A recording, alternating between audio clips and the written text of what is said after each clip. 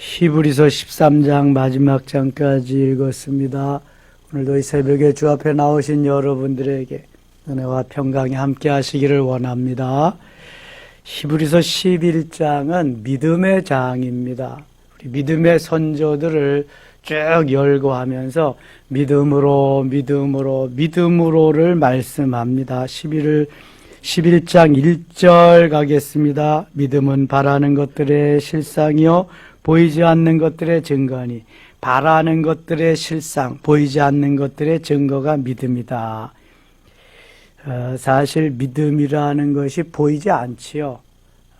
우리는 주로 현상적인 거 많이 추구하는데 믿음은 사실 보이지가 않습니다. 그래서 믿음으로 사도 바울이 말했는데 야고보는 그 믿음을 좀 보여줘라. 그래서 그게 야고보서의 행함 있는 믿음으로 이어지는 것입니다. 사실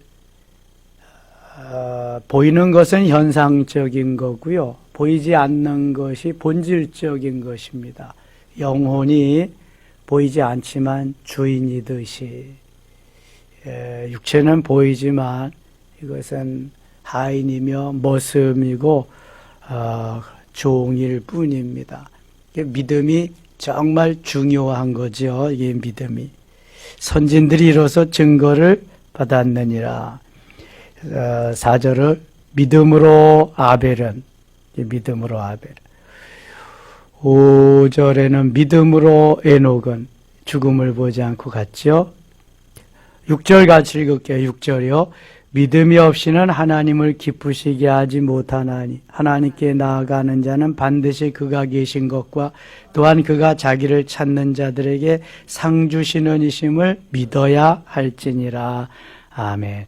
믿음이 없이는 하나님을 기쁘시게 하지 못한다. 믿음이 하나님을, 창조주 하나님을, 예수 그리스도 우리의 구원의 주, 구세주 주님을 오셔서 우리를 깨우쳐 주시고 감동케 하시고 주께로 가까이 갈 수 있게 성령을, 이 믿음으로 하나님을 기쁘시게 한다는 거예요. 하나님께 나아가는 자는 반드시 그가 계신 것과 하나님이 계신 것, 삼위일체 하나님 계신 것과 또한 그가 자기를 찾는 자들에게 상 주시는 이심을 믿어야 할.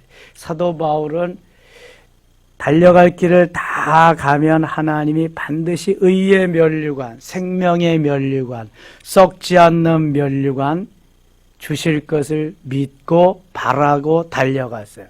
그리고 빌립보서 3장 20절에 오직 우리의 시민권은 하늘에 있는지라, 하늘의 시민권자답게 이 땅에서 살면서 하늘나라를 향해서 달려갔다. 이게 믿음이라는 거예요. 믿음.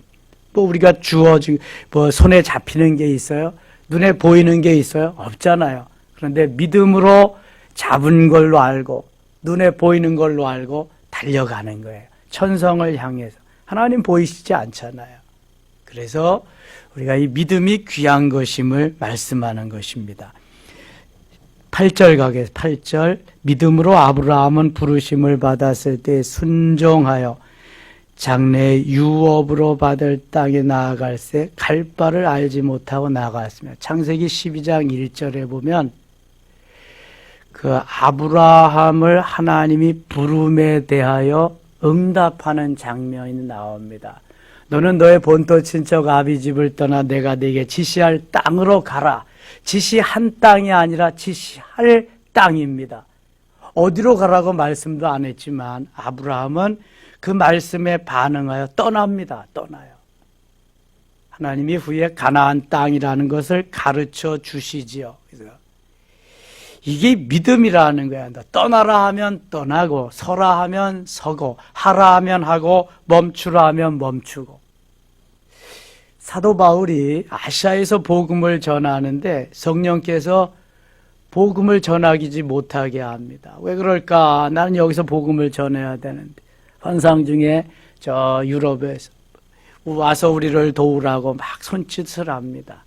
그러니까 사도 바울이 아시아에 복음 전하는 걸 내려놓고 순종하면서 유럽으로 건너가게 됩니다.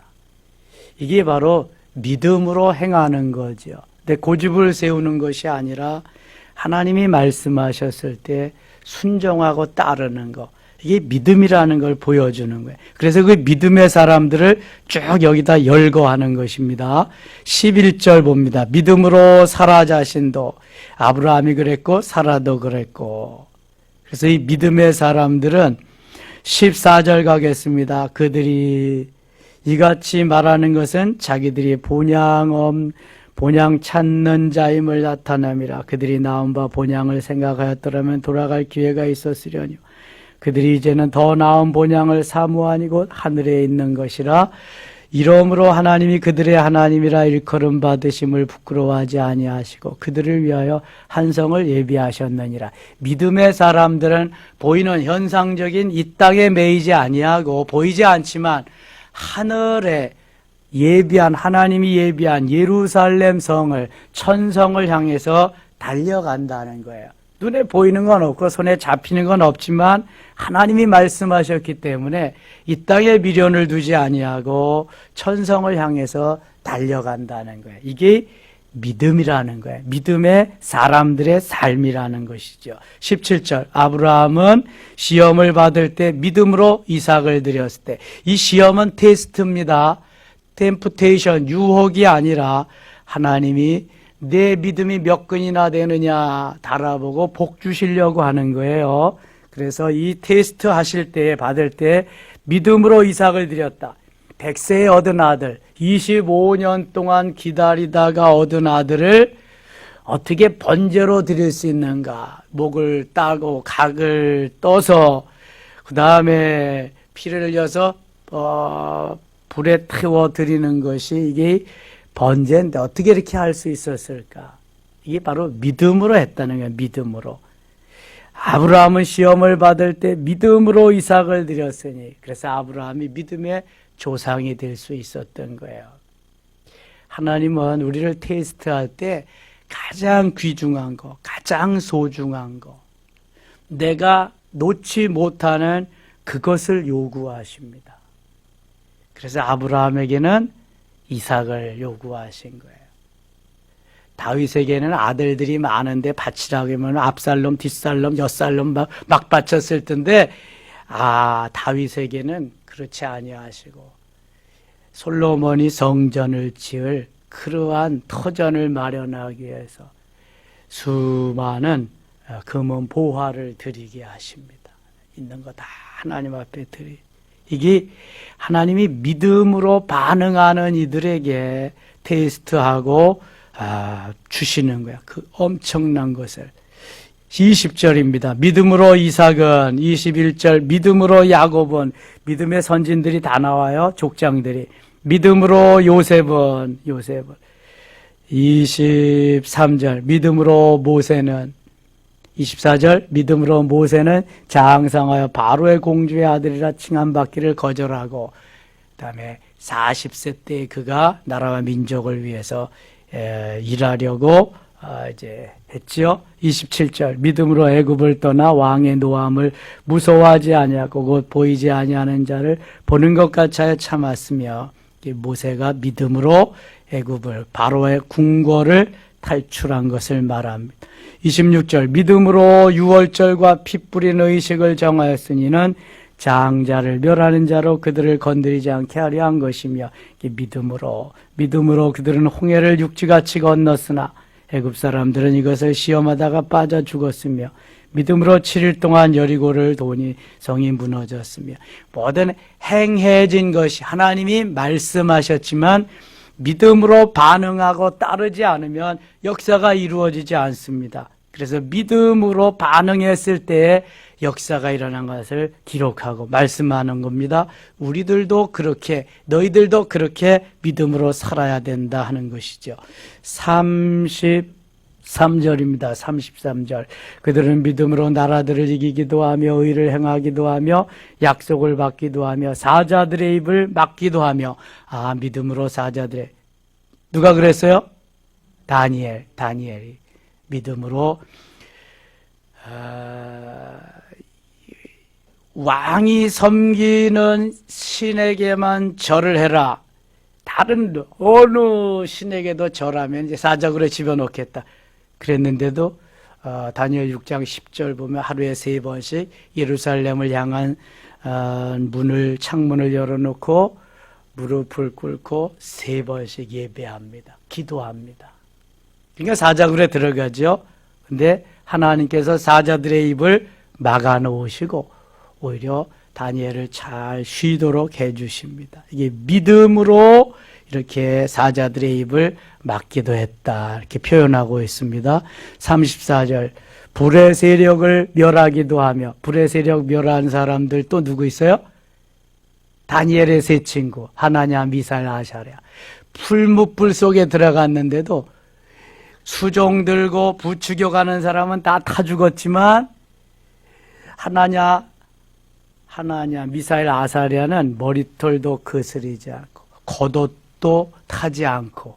야, 여러분 이게 믿어줘야 되는데 정말. 이 믿음으로 들어갔더니 하나님이 이렇게 지켜주셨다는 거예요. 아무런 해도 받지 않고. 믿음으로 불의 세력을 멸하기도 하며 칼날을 피하기도 하며 연약한 가운데서 강하게 되기도 하며 전쟁에 용감하게 되어 이방 사람들의 진을 물리치기도 하며 아브라함은 핫바지 군대를 데리고 가서도 그 연합군들을 소돔과 고모라에서 다 건져져 이기고 해오는 걸 보세요. 하나님이 다 하신다는 거예요. 36절입니다. 또 어떤 이들은 조롱과 채찍질뿐 아니라 결박과 옥에 갇히는 시련도 받았으며, 믿음의 사람들은 이기게도 하시지만 시련과 환난과 핍박과 이거 겸하여 받는 것을 말하는 거예요. 37절 같이 읽을게요. 돌로 치는 것과 톱으로 켜는 것과 시험과 칼로 죽임을 당하고 고양과 염소와 가죽을 입고 유리하며 궁핍과 환난과 학대를 받았으니. 돌로 친다. 스데반도 돌로 쳐 죽임을 당했잖아요. 사도 바울이 루스드라라고 하는 성에서 복음을 전하다가 돌로 쳐서 실신 죽기 직전까지 성 밖으로 내던진다고요. 돌로 쳐고 톱으로 켜는 것과 톱으로도 막 켜서 칼로 목베임을 당. 야고보 사도는 순교 칼로 목베임을 당. 사도 바울도 그렇게 됐죠. 톱으로도 켜고 시험과 칼로 죽임을 당하고 양과 염소의 가죽을 입고 유리하여 궁핍과 환난과 학대를 받았으니. 38절 같이 읽겠습니다. 이런 사람은 세상이 감당하지 못하느니라. 그들이 광야와 산과 동굴과 토굴에 유리하였느니라. 그러니까 그 어려운 핍박을 감당하기 위해서 때로는 이렇게 피신도 하고 그렇게 살았다. 이 사람들은 다 믿음으로 말미암아 증거를 받았으나 약속된 것을 받지 못하였으니 이는 하나님이 우리를 위하여 더 좋은 것을 예비하였은즉 우리가 아니면 그들 온전함을 이루지 못하게 하려 하심이라. 믿음의 사람들이 믿음으로 하나님 앞에 의롭다함을 받고 상급도 받았지만 저들이 고난과 핍박과 환난과 어려움도 동시에 받았다. 고난이 없는 영광은 있지 아니함을 다시 한번 확인시켜 주십니다. 그래서 12장에는 이렇게 말씀해요. 12장. 이러므로 우리에게 구름같이 둘러서는 허다한 증인들이 있으니 모든 무거운 것과 얽매이기 쉬운 죄를 벗어버리고 인내로서 우리 앞에 당한 경주를 하며 믿음의 주여 또 온전하게 하시는 예수를 바라보자.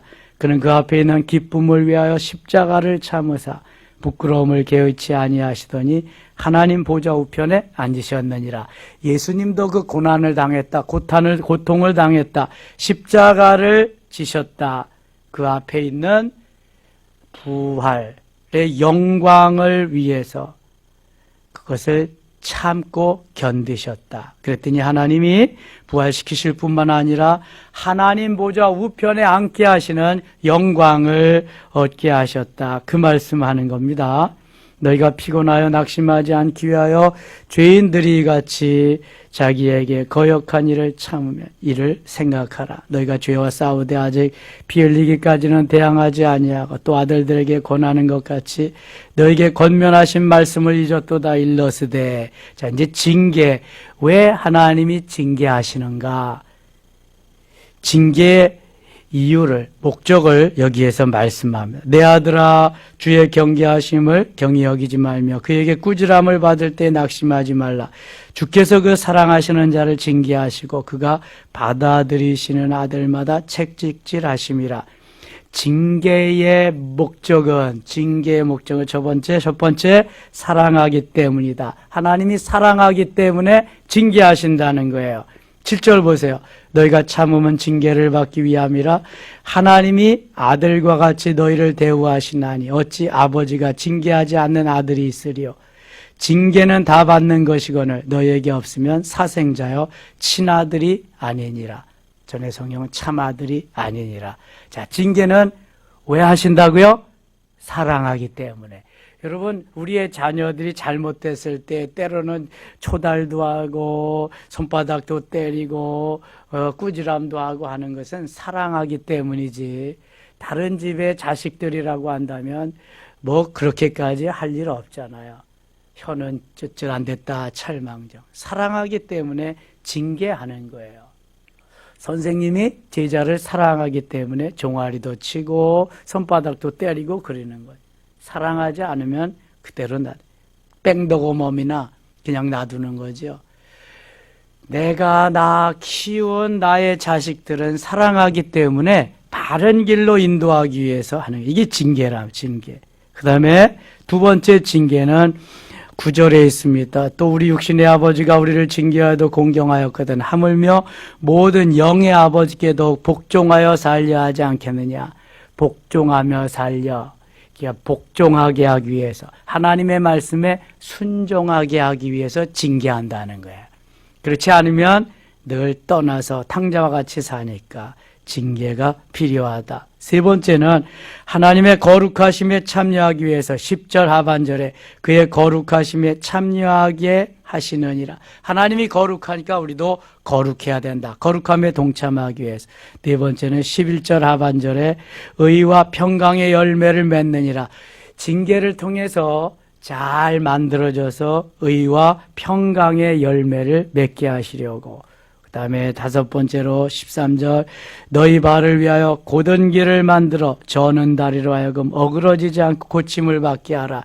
저는 다리로 하여금 고쳐주기 위해서, 바른 길로 제대로 걷게 하기 위해서 하나님이 징계하신다는 거예요. 그러니까 사랑하기 때문에 거룩하심에 참여하기 위해서, 의의 평강한 열매를 맺게 하기 위해서, 하나님 앞에 순종하게 하기 위해서. 제일 먼저 하나님 사랑하기 때문에 징계하고요. 그 다음에 순종하기 위해서, 복종하기 위해서 징계하고요. 거룩하심에 참여하게 하기 위해서 하고요. 의의 평강한 열매를 맺게 하기 위해서 하고, 저는 다리로 고쳐주고 곧게 하기 위해서. 이렇게 5가지 이유로 징계를 한다. 좀 기억하시면 좋겠어요. 15절 가겠습니다. 15절 너희는 하나님의 은혜에 이르지 못하는 자가 없도록 하고 또 쓴뿌리가 나서 괴롭게 하여 많은 사람이 이로 말미암아 더럽게 되지 않게 하며. 이 쓴뿌리, 우리가 다 내려놓고 처리받았다고 그래도 우리 속에 늘 쓴뿌리가 있습니다. 쓴뿌리. 이 쓴뿌리가 올라올 때는 내가 견디지 못할 그러한 때거든요. 근데 이 쓴뿌리도 처리할 수 있도록 그렇게 해야 된다. 쓴뿌리가 누구든지 있다. 13장 가겠습니다. 13장 형제 사랑하기를 계속하고 손님 대접하기를 잊지 말라. 이로써 부지 중에 천사들을 대접하던 이들이 있었느니라. 아브라함도 부지 중에 천사를 대접했잖아요. 천사가 명년 이맘때면 내가 아들을 낳으리라 그렇게 말씀하고 있어요. 천사 부지 중에. 원종수 권사님 간증 들어보면은요, 정말 눈물 나는 것들이 많습니다. 그렇게 힘들고 어렵게 살아서 첫 장학금을 타서 어머니에게 갖다 주려고 갔는데 담대한 할아버지 만나서 그 할아버지 주라 그래서 또 주고, 어떻게 또 그냥 해가지고 뭐 돈 첫 봉급 받아서 어머니한테 갖다 줘. 종수야, 첫 열매는 누구 거지? 하나님 거죠. 하나님 앞에 드리자.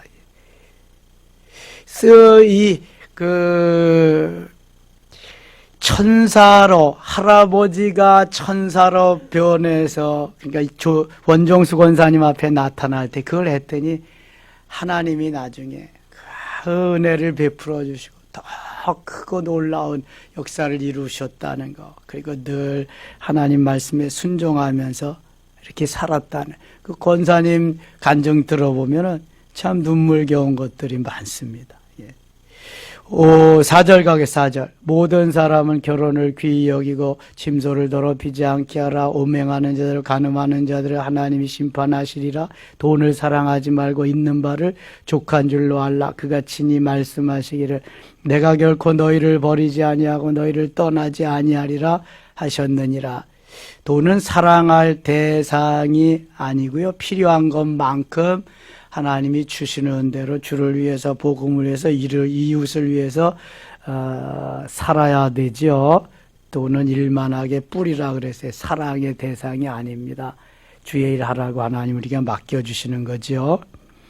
8절입니다. 예수 그리스도는 어제나 오늘이나 영원토록 동일하시리라. 영원토록 동일하신 그분께 우리가 모든 삶을 온전히 맡기고 순종하며 따라야 한다. 15절 가겠습니다. 15절. 그러므로 우리는 예수로 말미암아 항상 찬송의 제사를 하나님께 드리자. 이는 그 이름을 증언하는 입술의 열매니라. 하나님이 우리를 선택하시고 부르신 것이 하나님을 찬송하게 하기 위함이죠. 이사야 43장 21절에 이 백성은 내가 나를 위하여 지었나니 나를 찬송하게 하기 위함이라. 그래서 항상 주를 찬송하는, 그를 기뻐한다.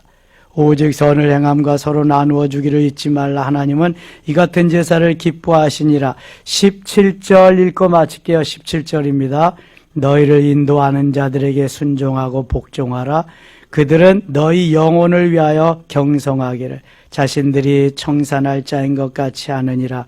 그들로 하여금 즐거움으로 이것을 하게 근심으로 하게 하지 말라. 그렇지 않으면 너에게 유익이 없느니라. 아멘. 너희를 인도하는 자들에게 순종하고 복종하라. 누구를 가리킬까요? 목회자들을 가리키는 거예요. 이 영적으로 지도하고 잘 이끌어 주기를 원하며 위에서 늘 기도하고 도움이 필요한 거죠. 그래서 너희를 인도하는 자들에게 순종하고 복종하라. 그들은 너희 영혼을 위하여 깨어 기도하기를. 이게 경성하는 거예요. 자기들이 청산할 자인 것 같이 하느니라. 그들로 하여금 즐거움으로 이것을 하게 하고 근심으로 하게 하지 말라. 즐거움으로 하게 하고 근심으로 하게 하지 말라. 이 큰 교회를 이룬 그러한 그 목사님들, 아니 작은 교회나 큰 교회나 어떤 교회든지 주님의 관점에서 보면은요, 이것이 다 큰 것을 이루고 작은 것을 이루고 이런 게 중요한 것이 아니라 그 속에 내 마음을, 예수 그리스도의 마음을 품고 너희들이 그렇게 목양을 했느냐, 이게 중요한 거예요. 내 욕심과 나를 나타내기 위해서 했느냐, 아니면 주님의 마음으로, 주님의 심정으로, 사도 바울과 같이 주님의 심장으로 할 수 있었느냐. 주님의 심장으로 했다면 이거 늘 이 17절에 이러한 마음으로 목회자는 해야 되고, 성도들은 또 그렇게 17절에 있는 말씀과 같이 이렇게 돕고 같이 기도하면서 세워 나가야 된다는 거예요. 여기까지 될 때까지 기쁨과 즐거움으로 감사함으로 늘 한다고 하지만 늘 그 속에서 고목나무가 썩어져 간 같이 그런 게 다 있다는 거. 그래서 주로 목회자들 보세요. 병이 없는 사람이 없습니다. 거의 다 질병이 있어요. 사모님들도 그렇고. 그러니까 그러한 어려움 속에서 목회하는 이들을 위해서 너희들이 도와줘라, 깨어 기도해줘라, 즐거움으로 할 수 있도록 해주면 좋겠다. 교회는 목회자의 수준 이상을 뛰어넘을 수가 없습니다. 왜냐하면 늘 거기에서 나가는 말씀을 먹고 자라기 때문에. 그래서 목회자를 위해서 기도하고 도와주는 것은 내가 행복하고 내가 잘 되기 위한 가장 중요한 요소입니다. 그러니까 뭐 가서 괴롭게 할 이유가 없잖아요. 잘 하시도록 도와줘야 내가 잘 되는 거지. 괴로우면 나도 괴로운 거야. 근데 이걸 모르는 거예요, 이거를. 이걸 알면 왜 그러겠어요? 왜 그러겠어요? 그래서 유기성 목사님은 목회 안 하려고 아버지 목회 현장에 너무 장로님들, 집사님들이 괴롭게 하니까 목회 안 하려고 그냥 그렇게 많이 도망 다니고 그랬는데도 하나님이 잡아다 놓으시고. 이게 뭐 어느 현장이든지 다 그렇습니다. 이게 예수님에게도 있었는데요. 뭐 없다는 건 다 거짓말이죠.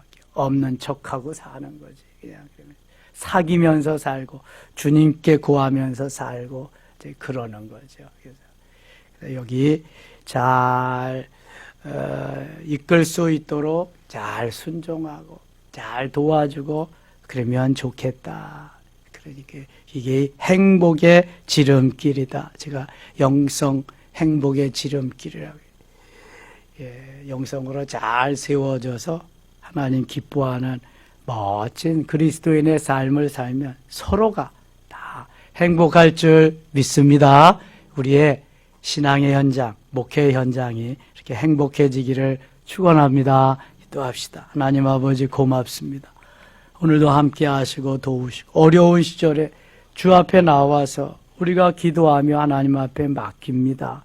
주님 도우시고요. 오늘도 믿음으로 반응하며 믿음의 역사와 사랑의 수고와 소망의 인내가 있는 데살로니가 교회와 같은 멋있는 교회 되게 하시고 필라델피아 교회와 같은 칭찬 듣는 교회 되게 하시고 저 초대 예루살렘 교회와 같은 성령 충만한 교회 되게 하시며 안디옥 교회와 같이 선교하는 교회 되게 하여 주시옵소서. 영광을 받으시길 원하옵고 예수님 이름으로 기도드리옵나이다. 아멘.